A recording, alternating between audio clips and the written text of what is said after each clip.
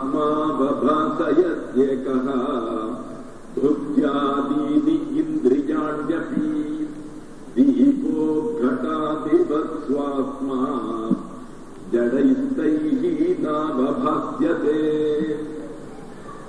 The question is being raised by the disciple or the opponent, certainly what is called the Purushotta. The objection is raised by Shankara himself as if somebody is making the question. All right.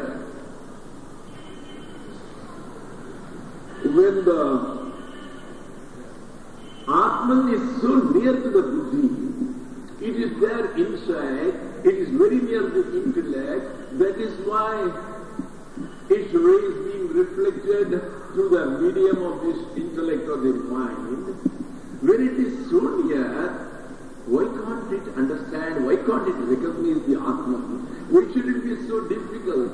If your brain, when it can understand everything else, it can understand this fan, it can understand the peak of a mountain which is 2 kilometers off from here. Oh, there's the peak of Arunachala mountain. It cannot recognize an Atman which is very intimate, which is very proximate, which is very near it. It is strange. How can it be? For that, the answer is given in this law. He says, Atman is the light of life. Atman is the only effulgent being he alone is. The rest is all an illusion. But how does this, all our Indriyas work? Who sees through your eyes? Who hears through your ears? This question is asked in the beginning of one Upanishad called the Kena Upanishad. Kena means by whom? By whom? The entire question starts by whom? Keneshitam patati preshitam manaha. The mind goes and falls on something. Who propels it? Who is impelling it? Who is persuading to go there? What is behind that mind? I am sure the mind doesn't go by itself. There should be a director behind it.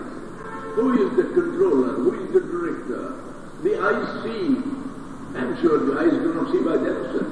If the eyes could have that capacity to see, when I am dead and when my eyes are open, I should still be able to see. That shows the eyes by themselves don't have the capacity to see. And when I am dead and gone, my 2 ears are open as it is today. But I don't hear a word, the wailing, the bemoaning, which is going on around me. I am not conscious of it. Why? Then who is behind it all? Who is it that made it live, that made it activated? Who activated it? Who made it functional? Who is he? By whom? By whom? That's why it is called the Kena. It is the Atman who gives his light. He reveals the buddhi. It is his rays which go and strike upon the so-called intellect. The intellect of the Indriyas, the eyes, the ear, the tongue, the hands, all the 10 Indriyas. Rather, if you take the mind, it is 11. There are 5 senses of action, there are 5 senses of perception. The 5 senses of perception are through which the entire knowledge of the world is perceived, is cognized. That is, the ears, the eyes, the nose, the tongue which tastes, and the sparsha, the touch, through which you know it is cold, it is hot, so the touch. There is the skin. So, these are the 5 senses of perception. The 5 senses of action are hands, legs, which carry you. Then the tongue which speaks. As I told you once, the tongue comes both as a sense of perception as also a sense of action. It has got a dual role. It acts in both the dramas. It tastes as such, it gives you an idea of an object. Oh, this this object is bitter, this object is sweet, this object is pungent. So it perceives the world and it executes an action, it talks, it communicates. So as such it performs two roles. So in its performance of speech, it also comes as one of the senses of action. Then we have got two senses which evacuate the pieces that are used, etc. So all these together form the five senses of action. Beyond it is the mind, which you call an internal, it's called it antakarana. It is an internal sense. All these are opening outwards. You can only see the outside. The one who can see the inside, it is the mind. It knows that I hate somebody, I love somebody, I am kind to somebody, I am compassionate to somebody. So all these internal feelings are revealed by the mind. So the mind acts as the internal sense. It is called the antakarana. Now she says, how does she say that Atman cannot be seen by any of these things? Neither the eye can behold him, nor the ears can hear him, nor your nose can smell him out like a hound which smells out its prey. Then why? You see, we always conceive of Atman or God as a person, as a thing. But Atman is not a person. What is a person or a thing? The tree exists, the tree is a thing. The fan exists, the fan is a thing. Mr. Natarajan is sitting here, Mr. Natarajan is a person. So, they are all the various things, but you say, Mr. Natarajan exists, the tree exists, the fan exists, the mic exists, but it will be a blunder, absolutely wrong to say that God exists. Because when you say a tree exists, it can tomorrow go into non-existence, the tree may fall down and die. I am seeing Mr. X standing outside. He is a person, he exists, but tomorrow he may have a cardiac attack. He will be no more. So he goes out of existence. Whatever exists, it can go into non-existence. So God cannot exist. What are you talking? We have always been talking of Atman and now you say that God doesn't exist. God doesn't exist because He is not a person or a thing. He is the very essence of all the things. He is existence. He is not an existential being. He is not an existential person. He is the very existence. The tree exists. The fan exists. What is the common factor in all? There are various types of trees. There are various types of objects in this. There is a pillar, there is a grill, there is a window, there is a door, there are men, there are hundreds of objects of various forms and various names. But what is common to them all? Common to them all is their existence. Their existence, the window is, the grill is, the door is, the man is. So existence is the common factor. It is the very essence because of which all these things are there before me. If the tree had not had that quality of existence, I can't see the tree. If this planet didn't have the quality of existence, I can't see. So that which makes it exist, that which is the very existence, that is God. How can you say He exists? He doesn't exist. He is the very existence. There's a difference between an existential being or a person and the existence itself. Existence is the root. Existence is the substratum. It is because of existence all things in the world exist. So, how can you see existence? You can see anything which is existing. That which is the essence, how can you see that?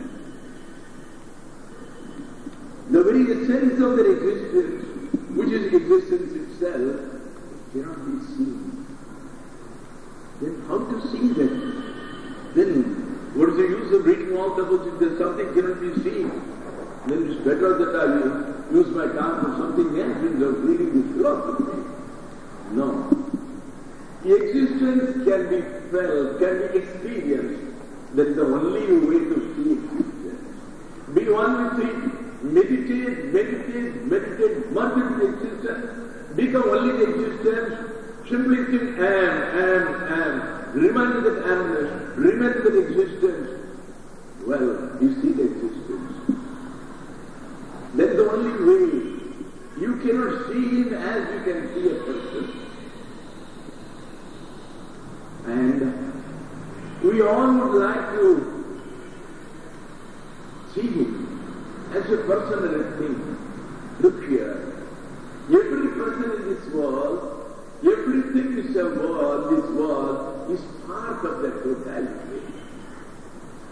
He contains all the objects in the world. He contains me.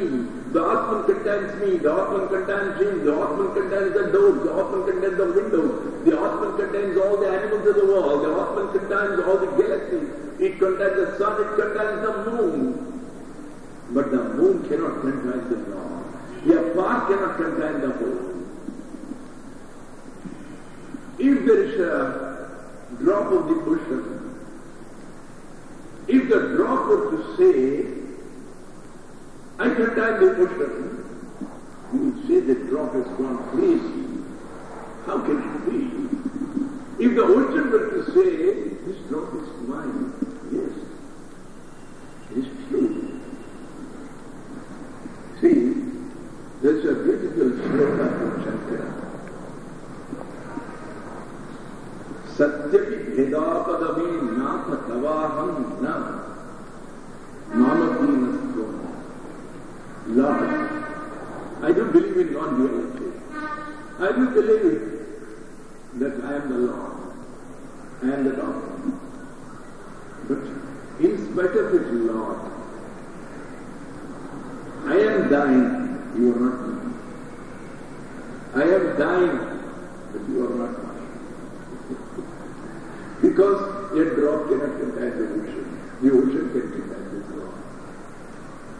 Just like that, he gives an example, Samudru Taraka. You say, this is a wave of the sea. Have you seen anybody saying, it is the sea of the wave? It is the ocean of the wave? No. It's not possible. Your part cannot have the audacity to think of seeing the whole. There is only one way in which the part can see the whole. Become the whole. That's all. As long as you remain a part, you can't contain the whole. You become the whole, merge with the whole, you are that. You are the infinite. That's the way. So as such, this is a very beautiful verse. Atma vabhasayat yekaha. Atma singly, all alone, it reveals all the indriyas.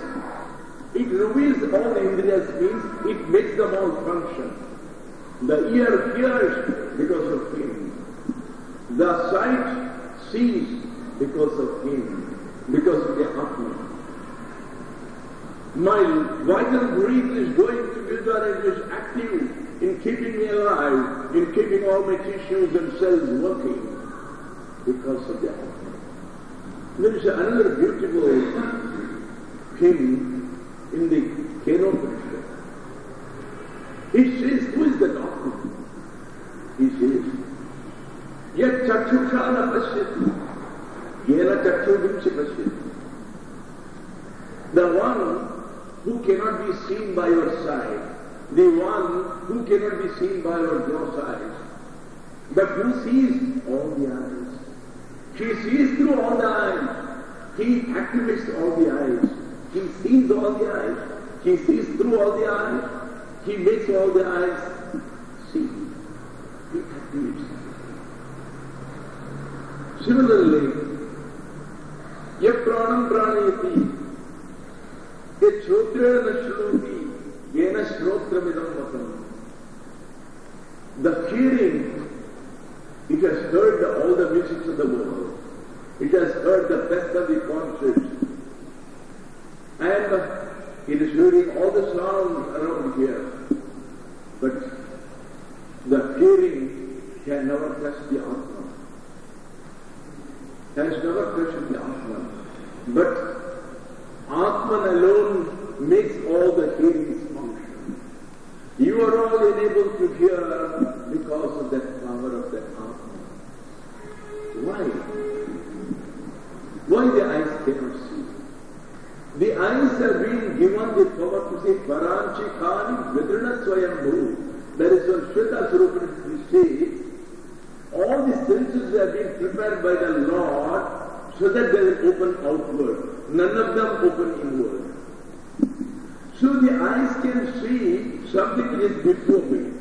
I am able to see this gentleman, he is before me. I am able to see this, he is before me. But the Atman is behind the eyes. It is that which is behind as the stage manager, and it is making this puppet act. So, how can I see him, the one who is behind? It cannot. So, he can see all the eyes, but the eyes cannot see. Secondly, where is he? Where is the Atman? The Atman is not in room number 302, third floor in the heavens. He is very here. He is inside. So, how can you turn yourself inside? Actually, he is the seer. How can the seer be seen? How can the knower be known? He is the very subject, and you have got the audacity to think that you can see the subject. All are objects. There is only one subject. All the objects are no doubt or illusions of the subject alone. It is objectified itself, that's a different matter altogether. You know what happened? I'm told there is a story. Brahma, the creator, he created all men and all animals. He was very happy. I have created the most intelligent people. But every day, night and day, at 2 o'clock, at 4 o'clock, his telephone was ringing or people were coming to see him.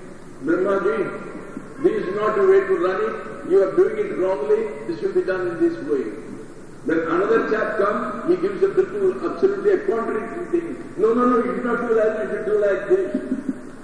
So morning and evening people were coming and giving him advice as to how to run his show. He was feeling like there are only 2 things he said I can do now. Either I run away somewhere where these people can't catch me, or I commit suicide. Then when he called all his counselors and asked them, tell me, where can I hide myself beyond these fellows? One fellow said, sir, go to the Gauri Shankar, the highest peak, the Mount Everest. That will be enough. Oh Lord, Hillaries and 10 things are gone, and how many more people will come, I do not know. It won't take them much time to find me. Tell me something else. This won't do. Then somebody said, why don't you go into the moon? Oh Lord, how many satellites have gone and how many people have gone to the moon? Do you think the moon is safe from these men? No, I can't hide myself there.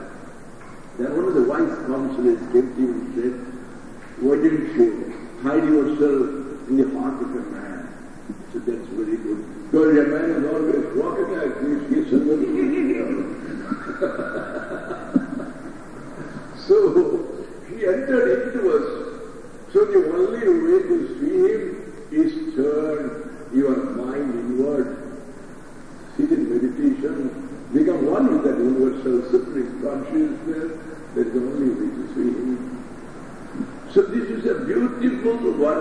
meditation.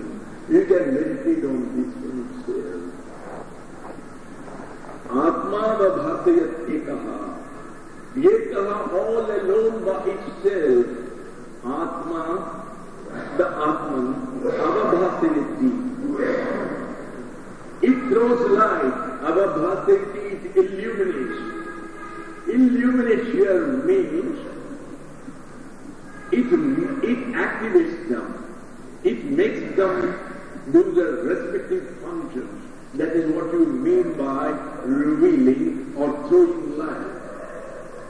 It is throwing light on what? Buddha-dini indriyanyati. All the various senses, the intellect, the mind, all the five senses of perception, all the five senses of action, all these things all work because of the electricity which flows from this Atma. Atman alone, it is so effulgent, it is that light which falls on all these things and activates them. Just as when the sun comes up in the sky early in the morning, everybody gets up, somebody comes for praying to Bhagavan Brahmana, somebody goes for his walk in the morning, so each one is busy with his respective job. So he doesn't do anything. He is very light in the presence of the very light. Similarly, the Atman's effulgence is sufficient to activate all your senses, all your indriyas, including your intellect and mind. But, just as you said, he can activate all the senses. He can make the eyes see, he can make the ears hear, he can make the tongue speak. But the tongue cannot speak about him. The tongue, the speech, can never speak about him. The ears can never hear him. The eyes can never see him. See on this, there are so many Upanishads. There is a beautiful chapter called the chapter of the indweller. It is called the Antaryami Prakarana in the Brihadaranyaka Upanishad. It comes somewhere in the middle, I think the 32nd or 33rd chapter or something, I'm not very sure. It comes there. It is very beautiful. It just to start. Yap prithivyam krishnan yap prithivyam antaraha yasya prithivi shariram yap prithivim yamayati yam prithivi naveda. Like that it goes. It says, the one who is inside is very earth. Yap prithivyam antaraha yasya prithivi shariram. All this earth is a part of his cosmic body. It is the Atman alone who is there, and they are all contained in it. The entire earth is contained in it. And yes, Yaha Prithvim Yamayati. He is controlling the entire earth. The earth is moving in its axis. Why? It is because of his force. He lends the force. So he activates it. So it is he who controls it. But the earth has never seen him, has never heard of him, hasn't got the faculty or the capacity to recognize him. And similarly it starts. The one which is the eye, of whose part of the cosmic body is the very eye. And one who activates the eye, whom the eyes have never seen. The one who is in the ears, who makes them activate, of whose cosmic body all the ears are a part, but whom the ears have never heard, is one of the most beautiful, and goes but some 2 pages. It is called Antaryami Prakarana. See, that's the only way you can rid yourself of the illusion that I am the body. The body is useless. It is inert. It cannot do anything. It is jumping. It is gambling on that one drop of that ray which has come and is being reflected from it, and it makes it And if a drop can make you dance so much, if only you are able to merge in the whole, how much of a dance you will make? You will be gyrating like a dervish. That's all. So, jadaistaihi na avabhasyate. All those indriyas, all those senses, including the mind, they are all inert. They are all insentient. They don't have any consciousness. I mean, manifested consciousness, they don't have. So, they don't have the capacity to understand the Atman. They cannot see the Atman. The question was, when the Atman is so near to the mind, why can't the mind understand his Atman? This is the reason. Because it doesn't have the understanding capacity. Understanding capacity means knowledge, awareness, consciousness. It doesn't have it. It is insentient. It is unconscious. This book is very near me. Can it understand Swami Shantananda? Does it recognize me? No. Even though it is so near, it is inert, it is insentient, it has no consciousness, it has no knowledge. And that is the same with all these things. So, taihi na avabhasyate. They cannot reveal this Atman. They cannot reveal that ultimate Lord. They have no capacity because they are all unconscious and inert. He is giving an analogy so that you can understand it. Deepaha gatadivat swatma. Deepaha gatadivat. Well, there is a lamp. There is a pot. There is a small room just dark. There is a pot. I put on the switch, the light comes. So in presence of that lamp, I am able to see this pot. Can this pot by itself, can it recognize the lamp? You put off the light. Has it got light so that it can, so that the light can be revealed to it? No. It is one thing. It is the lamp which can illuminate the pot. The pot cannot illuminate the lamp. In a similar way, Atman alone is able to illuminate and activate and make it all function, all your senses. But none of the senses, whether it is the mind, whether it is the intellect, whether it is a hand, whether it is an eye, whether it is an ear, none of them have got the capacity to reveal the Atman. The capacity to illuminate the Atman and say, here is Atman. It cannot. It cannot recognize it. So, now, we go to the next one. The next one is almost a continuation. You see, it's all a continuation. Beautifully it goes in a scientific, logical, reasoned way, provided we can give our mind to it. Now a question is being raised by the opponent. When I agree, the mind cannot illuminate the Atma. But then, how can you say that Atman illuminates itself? I would rather say that should be some other force, that should be some other light which illuminates the Atman. Why can't we take it like that? There could be another super Atman which will throw light on this Atman. Well, this objection can be disclaimed or disputed on two grounds. The first ground is, this will lead to a fallacy in logic. All the fallacies in logic are described. We have got a science known as Tarka Shastra. It is a book of logic.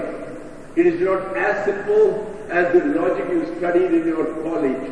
Simply some syllabus, syllogism, some dilemma, some the major one, the minor one. No, it's not like that at all. It's something which is too deep, based on which all the philosophies are discussed. They're the only these. And this Tanka is being taught in the fullest detail, perhaps in only one center mainly, that is in Sringeri. From the very beginning they have been teaching, because unless you apply your reasoning in logic, you can't convince somebody else. You may convince yourself. In order to convince somebody, to some extent at least, you have to go with logic and reasoning. So in that Tarka, there are a number of fallacies which are discussed. Fallacies means that which looks like real logic, but it is nonsense. It is not a real logic at all. That is called a fallacy. Here the fallacy is, if you say, this Atman may not be capable of being seen by this buddhi and other senses, there could be some other force, some other power, which is a super-Atman, which is able to illuminate it. The question arises, sir, who can see that super-Atman? That means there should be another super-Atman above it. Then who can see that super-Atman? There should be super-Atman above it. So, this will go to ad infinitum. It is called infinite regression. It will never stop, it will go to the infinite. So it is meaningless. It is not a logic at all. It is illogical to go on assuming that one is being supervised by the other, he is being supervised by somebody else, he is being illuminated by somebody else. It is foolish. So he says, Atman alone is self-effulgent, it illuminates itself, it illuminates something else also. If it is dark, I bring a torch. The torch itself lights up the entire room and all the objects in the room. For seeing the torch, I don't bring another torch to see the torch. The torch itself is illuminating itself. In a similar way, the Atman illuminates itself. And that is what he is going to tell in this one. Svabodhe tanya bodhe cha bodha rupa dayatmanaham nadi pasyanya dipecha yatha swatma prakashane. Swabodhe anya bodhe cha. Swabodhe, in order to realize the self, in order to know one's own self, anya bodhe charna, there is no need for another knowledge, there is no need for another realization to reveal this Atman, whom you want to realize. He is self-revealed. We call him Swayam Prakasha, the one who is self-effulgent, who reveals himself to you. Yes, it is true in more than one sense. All of you are here, many from abroad, from various countries, and coming here, spending an hour nearly in hearing to some so-called philosophy, which we perhaps half comprehend. What is the purpose? Who directed you? There are thousands of people in Ramanasramam. Even in Ramanasramam itself now, there are more than the number of people who are present here. Why don't they all come? And there are so many people in and around. How many people come to Ramanasramam every year? Germany contains such a population. How many Germans are coming here? Why these people alone should think of God? There are people who are 80 years old or 90 years old. They are going for their evening walk. They are constitutional in the morning, and in the evening they go to the tennis, and then they go inside, play poker, and then drink a peg or two. Satisfied. Very good. Good day. Nicely spent. Happy. Goes back. You sleep. Then why are you unnecessarily neither the meals will agree with you, nor this climate is conducive to you all. You are all accustomed to different climate, different types of food. What made you come here? There is some divine thermostat which works by itself.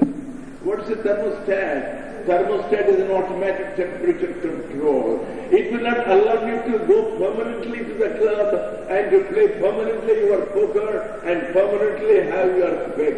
A day will come, you will get disgusted with it. You will not know what it is. A dissatisfaction is the first to see. You begin to seek. Somebody tells you there's a beautiful place in Tiruvannamalai, a corner of the South India, where you get peace of mind, and we can't tell you what, but something is there, some vibration is there, which makes us all feel very happy. In fact, whenever we think of coming away from it, it looks as if we are reaching ourselves with difficulty. So what made you come here? What turned your attention towards spirituality? What made you take interest in the philosophy? What made you take interest in all these things? Because he is self-revealing. He has kept a small 3 different thermostat. If you keep a refrigerator on, it goes on cooling, not till it becomes a Himalaya, a frozen mountain. No. After a certain stage, the electricity is cut off. It doesn't go down to the depths. It begins to come up. That's what happens with this divine thermostat. It's always there with everybody. The divine seed is there in all of us because we are all heat. And the Vedas addresses, it calls it as Shinvante me Amritasya Putra. Hear ye, sons of immortality. We are not mortals. We are not finite beings. We are the infinite. We are the supreme consciousness. So, Swatma Prakashane na Deepasya na Deepesha. If there is a light which is able to illuminate the other objects, in order to see that lamp, you don't light one more lamp and finish. Anya Deepesha. The need for another lamp, it doesn't exist. Deepasya, in order to look at a lamp, Anya Deepecha, there is no necessity for difference because it is Swatma Prakashani. It reveals itself. It is self-effulgent. With this we stop.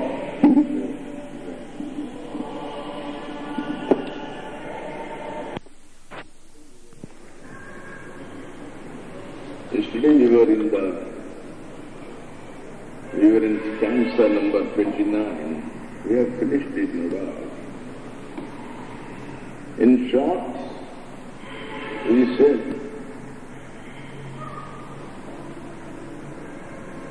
if an item in the darkness is to be seen, we bring a torch. The torch illumines all the objects in the room. But what about the torch itself? Will it require another torch to illuminate it? Not at all. The torch by its own self-effulgence, it reveals itself too while lighting up all the other objects. In a similar way, the question which was raised by the disciple was, when you said that the intellect, etc., are all inert, they are jadas, they are not capable of knowing that they exist, they are unconscious, they are insentient.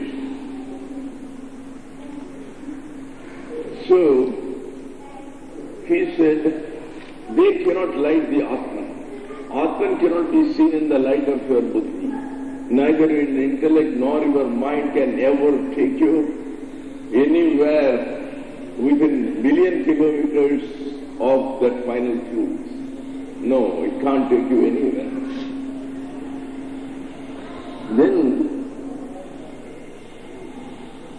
And he said that all these things are being lighted up by the Atman. We are aware of our thoughts.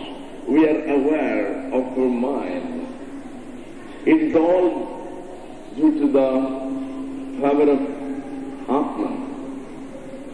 Now the opponent put the question,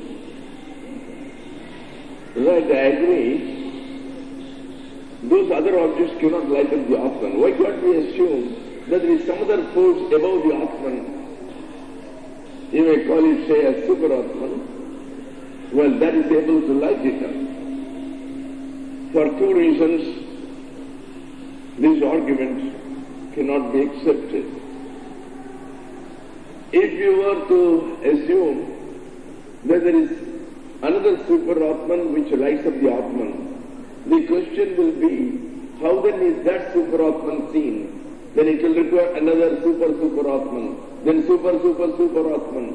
Thus it is called infinite regression ad infinitum. It will go like that, there will be no end to it, and that is called a fallacy in logic. It is called anavastha dosha, that which will not stand at one place, which will go on moving to ad infinitum. So you come to the anavastha dosha.